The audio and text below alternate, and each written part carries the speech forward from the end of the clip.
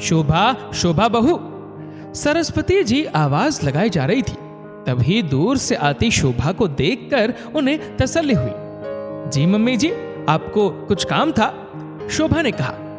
हाँ, थोड़ा पाँव में दर्द है, मुझसे उठा नहीं जा रहा है। वो शीशी में तेल रखा है, जरा दे दे, मालिश कर लूंगी। शोभा ने तेल की शीशी ली और उसे रसोई में ले जाकर तेल को थोड़ा गर्म कर लाई। आप अपने पाँव ऊपर रखिए, मैं आपके पैरों में तेल मालिश कर देती हूँ। तू करेगी, पर तुझे तो चौके में काम भी होगा। मैं कर लूंगी। मेरी सेवा करने लगेगी तो घर के काम रखे रह जाएंगे। सरस्वती जी ने उसे इशारे से जाने को कहा। नहीं, मैं कर लूंगी। खाने की सब तैयारी हो चुकी है, फिर रोटियां तो वैसे भी गर्म ही बनाऊंगी। मैं अच्छे से पैरों में मालिश कर दूंगी।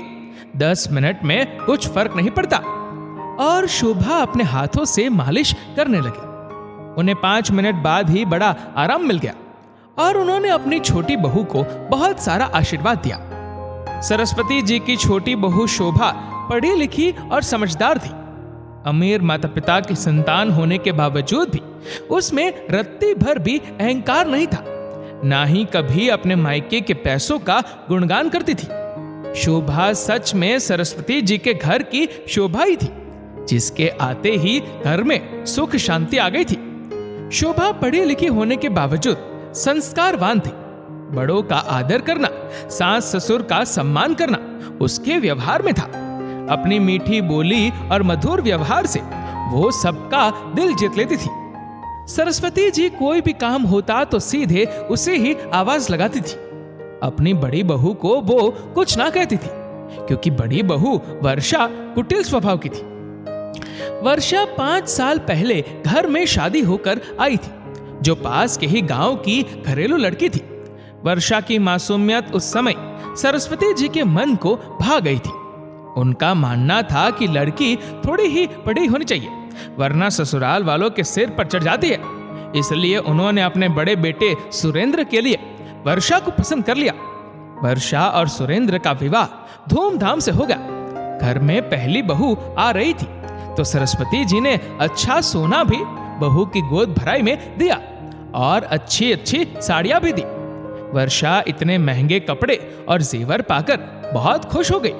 उसने अपने मायके में ये सब देखा नहीं था। वर्षा कम पढ़ी लिखी थी, तो सरस्वती जी को उम्मीद थी कि वो घर को अच्छे से संभाल लेंगे और उसे सभी घरेलू काम भी अच्छे से आते होंगे। पर उनकी बड़ी बहू उनकी उम्मीद के विपरीत निकली। उसे घरेलू कामों में कोई रुचि नहीं थी। देर से उठना, पूजा पाठ भी ना करना और कच्ची पक्की रसोई बना देती थी। घुटने में दर्द के बावजूद उन्हें अपनी बहू के साथ लगातार लगना पड़ता था। वर्षा स्वभाव की भी तेज थी। तेज बोलना और घर में किसी की आज्ञा को ना मानना उसके स्वभाव में ही था। एक दिन सरस्वती जी को तेज घुटने में दर्द हो रहा था, तो उन्होंने वर्षा को मालिश करने को कहा। तो उसने बड़ा ही रूखा सा जवाब दिया, आपके घुटने में दर्द है, हाथों में तो नहीं है, अपने आप कर लीजिए। अब मैं रसोई का काम करूं या आपके पैरों में तेल की मालिश करूं? और वो तेल की शीशी उनके हाथ में पकड़ा कर चली गई। एक दिन उन्होंने बहू से कहा, बालों में अच्छे से तेल लगाकर कश्ती चोटी बना दे। तो भी वर्षा ने मना कर दिया। सासू मां, मैं आपकी सेवा करूं, घर का भी काम करूं, अब क्या क्या करूं? आप अपना काम खुद किया करें, मुझे और भी काम है। उसके बाद 2 बच्चे हो गए, तो वर्षा और भी बच्चों के नाम पर घर के काम से जी चुराने लगी। घर के कामों में सदा पीछे रहने वाली वर्षा कोई भी गहना या कपड़ा लेने में सदा आगे रहती थी। सरस्वती जी बहू की कमियों के साथ समझौता करके रह रही थी। घर का एक ही व्यापार था, दोनों बेटे उसी में बराबर का काम करते थे। बड़े बेटे ने जल्दी ही पढ़ाई छोड़ दी थी और डिग्री भी पूरी नहीं की। वहीं पर छोटा बेटा राजेंद्र पढ़ाई भी कर रहा था। वो कॉलेज भी जाता था और शाम को दुकान पर भी बैठता था। सुरेंद्र जहां पर उग्र स्वभाव का था, वहीं राजेंद्र धैर्यवान और नरम स्वभाव का था। उसकी वजह से ग्राहक दुकान पर आना पसंद करते थे। सुबह के बजाय शाम को ग्राहकी ज्यादा होती थी। छोटा बेटा भी अब शादी के लायक हो रहा था।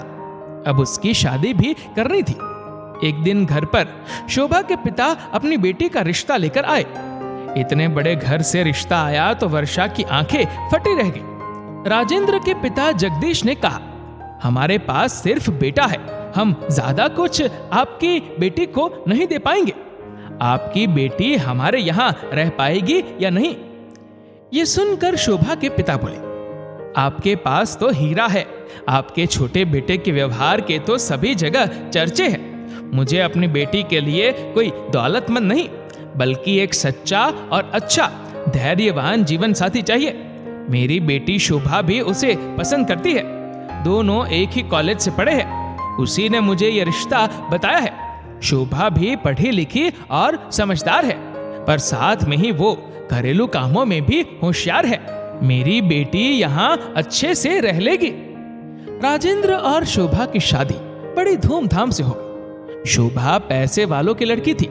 उसने बचपन से अपने घर में सुख समृद्धि देखी थी, तो गहने कपड़े देखकर भी वो सामान्य ही रही। शोभा ने आते ही रसोई संभाल ली थी। एक कुशल गृहिणी के सभी गुण उसमें थे। वो जहां रसोई के कामों में पारंगत थी, वहीं पर कभी कभी दुकान का हिसाब भी देख लेती थी। अपने सास ससुर की वो मन से सेवा करती थी। उनका कोई भी काम टालती नहीं थी। ये सब देखकर वर्षा जल भून जाती थी, क्योंकि तारीफ भी शोभा की ही होती थी। वर्षा जहां जानबूझकर बच्चों में उलझी रहती थी, वहीं शोभा आने जाने वालों का भी बड़ा सत्कार करती थी। समय के साथ शोभा के भी 2 बच्चे हो गए। वो अपनी जेठानी के बच्चों को पढ़ाती भी थी और अपने बच्चों को भी संभाल लेती थी। शोभा की कार्य कुशलता देखकर वर्षा उससे कुछ सीखने की बजाय उसकी गलतियां ढूंढने में लगी रहती थी। शोभा ही अक्सर रसोई में अकेली लगी रहती थी। वर्षा तो बस दिखाने को रसोई में आ जाती थी। सरस्वती जी कुछ कहती तो शोभा कहती थी, माँ जी मैं काम कर लूंगी, चाहे रसोई का हो या बाहर का। मैं भाभी को अपनी बड़ी बहन ही मानती हूँ। मैं छोटी हूँ, काम कर लूंगी, तो घिस तो नहीं जाऊंगी। एक दिन शोभा चाय चढ़ाकर अपने बच्चे की रोने की आवाज सुनकर उसे चुप करवाने के लिए दौड़ी, तो वर्षा ने जानबूझकर गैस की आंच तेज कर दी। चाय पूरी फैल गई और पतीला जल गया। वर्षा ने घर में हल्ला मचा दिया। शोभा ने चाय फैला दी और ज्यादा आंच होने पर रसोई में आग भी लग सकती थी। सरस्वती जी ने शोभा से पूछा। उसने भी कहा, माँ जी मैंने आंच धीमी ही की थी। उन्हें अपनी छोटी बहू पर विश्वास था। फिर वो समझ गई थी कि ये सब बड़ी बहू का ही काम है।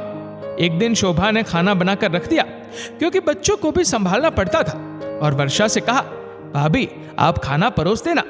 माँ जी तो मंदिर भजन में गई है, तो देर से आएगी। जब जगदीश जी खाने पर आए तो वर्षा जानबूझकर छत पर चली गई और जगदीश जी की आवाज सुनकर भी अनसुनी कर दी। जगदीश जी शाम से पहले खाना खा लेती थी। चौके में किसी को ना पाकर वो वापस दुकान चले गए और भूखे ही रह गए। रात को उनकी बेचैनी देखकर सरस्वती जी ने पूछा तो उन्होंने सारी बात बताई। शोभा ने फिर कहा, मैंने भाभी को कहा था, मैं मुन्ने को संभालने में लग गई थी।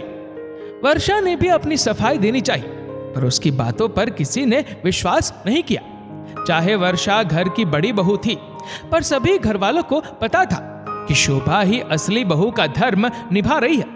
सरस्वती जी हर साल दोनों बहुओं के लिए सोने या चांदी के गहने खरीदती थी। उनका मानना था, मेरी बहुएं ही घर की असली लक्ष्मी है और ये गहनों से लदी रहनी चाहिए। उन्होंने दोनों बहुओं के लिए इस बार सोने की कोई चीज ना खरीदकर चांदी की पायल ही ले ली। उसे लेकर वर्षा का चेहरा उतर गया, क्योंकि उसे तो सोने का एक जड़ाऊ हार चाहिए था। वर्षा के पास पहले ही घर के गहने थे जो उसे शादी में चढ़ाए थे। जब शोभा को चढ़ाने के लिए सरस्वती जी ने वो गहने मांगे तो वर्षा ने उन्हें देने से मना कर दिया था।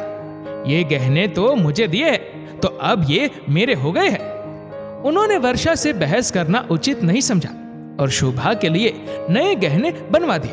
पर बड़ी बहू को ज्यादा गहने चढ़ाए हैं, ये बात शोभा भी जानती थी, पर उसे अपनी सास ससुर जी से कोई शिकायत नहीं थी। सरस्वती जी ने देखा कि बड़ी बहू के गले में सोने का नया हार जगमगा रहा है। उसे देखते ही वो समझ गई कि ये हार सुरेंद्र ने ही लेकर दिया होगा। उस समय तो उन्होंने पूजा पाठ कर लिया। 2 दिन बाद सरस्वती जी ने अपने पति, दोनों बेटे और दोनों बहुओं को बुलाया और कहा, इस घर का नियम यही रहा है कि दोनों बहुओं को हर साल पर बराबर ही गहने मिलते हैं। पर सुरेंद्र ने वर्षा के लिए नया हार बनवा दिया, पर शोभा के लिए नहीं बनवाया। मैंने घर की दोनों बहुओं में कभी कोई फर्क नहीं किया है। सरस्वती जी की बातें सुनकर सुरेंद्र बौखला गया और कहने लगा, मैंने अपनी पत्नी के लिए हार बनवाया है, तो इससे आपको क्या दिक्कत हो रही है? क्या एक पति अपनी पत्नी को एक हार भी उपहार में नहीं दे सकता है? सरस्वती जी भी तेज आवाज में बोली, आवाज नीचे कर सुरेंद्र। पति पत्नी के लिए सोने का हार बनवा सकता है, पर अपनी कमाई से बनवा सकता है। तूने दुकान से पैसे उठाकर यह हार बनवाया है। दुकान तेरे पिताजी की है और तू वहां काम करता है। अगर तुझे हार बनवाना ही था तो पहले पिताजी से इतने पैसे लेने से पूछता और अपनी छोटी बहू के लिए भी बनवाता, दोनों के लिए बनवाता, तो मुझे आपत्ति नहीं होती। दुकान का पैसा अभी भी मेरे पति का है और उसके बाद तुम दोनों भाइयों का बराबरी का है। दोनों बराबर दुकान पर काम करते हो तो बराबर ही पैसा उठाना चाहिए। अपनी मां की बात सुनकर सुरेंद्र चुप हो गया, क्योंकि वो गलत था तो कुछ कह ना सका। उसे यह हार बनवाने के लिए वर्षा ने ही उकसाया था। उन्होंने हार वापस वर्षा से ले लिया। वर्षा भी चुप ना रही। ये शोभा तो अपने घर की इकलौती बेटी है। इसके पास पैसों की कमी नहीं है। बहुत सारा सोना इसने छुपा कर रखा होगा, पर हमें कभी बताया नहीं। मेरे पास तो गहने ही कम है। मुझे तो गहनों का बड़ा ही चाव है, तो हार बनवा लिया। तभी शोभा बोलती है, माँ जी, आप ये हार भाभी को ही वापस दे दीजिए। बड़े भैया उनके लिए कितने मन से बनवा कर लाए हैं। मुझे गहनों का कोई लालच या मोह नहीं है। मुझे तो अपनी माँ समान सास का प्यार और आशीर्वाद चाहिए। कम उम्र में ही मुझे अपनी माँ छोड़ गई थी। तब समझदार हुई तो पता लगा कि सास भी माँ समान ही होती है। तभी से फैसला कर लिया था कि मैं अपने व्यवहार और आचरण से सास को ही अपनी माँ बना लूंगी। मुझे तो बस आपका प्यार ही चाहिए। ये सोने का हार मुझे खुशी नहीं देगा। मेरे लिए तो ये परिवार और इन सदस्यों का प्यार ही बहुत है। सरस्वती जी और जगदीश जी अपनी छोटी बहू के मुंह से ये बात सुनकर भावुक हो गए। मैं हमेशा शिकायत करती थी, ईश्वर ने मुझे बेटी नहीं दी, पर अब ये शिकायत दूर हो गई है। मुझे बहू के रूप में एक बेटी मिल गई है। और हाँ, मेरा एक भ्रम भी दूर हो गया है। मुझे लगता था कि कम पढ़ी लिखी लड़कियां ही कुशल बहू होती है, बड़ों का सम्मान करती है, पर मैं गलत थी। अच्छी पढ़ी लिखी भी अच्छी बहू बन सकती है, वो भी बड़ों का उतना ही आदर सम्मान करती है। कुछ देर बाद दोनों पति और पत्नी ने निर्णय लिया। दोनों बेटे दुकान पर काम तो करेंगे, पर अपनी मर्जी से पैसे नहीं ले पाएंगे। उन दोनों को पैसा दुकान से हर महीने पगार के रूप में बराबर ही मिलेगा और साल में जो भी गहना बनवाना होगा वो दोनों बहुओं को बराबर ही बनवा कर देंगे। जब बात बराबरी की है तो दोनों बहुओं के कर्तव्य भी बराबर के ही होंगे। केवल छोटी बहू पर ही रसोई का सारा भार डालना ठीक नहीं है। दोनों बहुएं एक एक समय का खाना बनाएंगी। ये दोनों मिलकर तय करेगी कि सुबह का खाना कौन बनाएगी और रात का खाना कौन बनाएगी। सरस्वती जी का फैसला सबने मंजूर कर लिया। अब वर्षा को भी अपनी गलतियों और व्यवहार पर शर्म आने लगी थी। मन की सारी ईर्ष्या और जलन खत्म होने लगी थी। उसने इतना बुरा व्यवहार किया, फिर भी सरस्वती जी ने उसे बराबर का हक हर जगह दिया था। उसने अपने ससुर जी और सास दोनों से माफी मांगी। अब वो शोभा को देखकर सुधरने का प्रयास करने लगी। दोस्तों, सास के लिए घर की दोनों बहुएं बराबर ही होती है, पर बहुएं बराबर से अपना फर्ज नहीं निभाती है, तो भी वो हर चीज का बराबर ही बंटवारा करती है। सास ससुर भी माता पिता ही होते हैं। उन्हें सम्मान दोगे तो आशीर्वाद और प्यार ही मिलेगा। दोस्तों, इस वीडियो को आप किस तरह से देखते हैं आपके विचारों और सुझावों को नीचे कमेंट करके जरूर बताएगा। और अगर आपको वीडियो अच्छा लगा हो तो वीडियो को लाइक करेगा, शेयर करेगा ज्यादा से ज्यादा लोगों तक, और ऐसे ही और भी इंस्पिरेशनल वीडियोस के लिए सब्सक्राइब करें हमारे यूट्यूब चैनल को और फेसबुक पर फॉलो करें हमारे पेज को। धन्यवाद।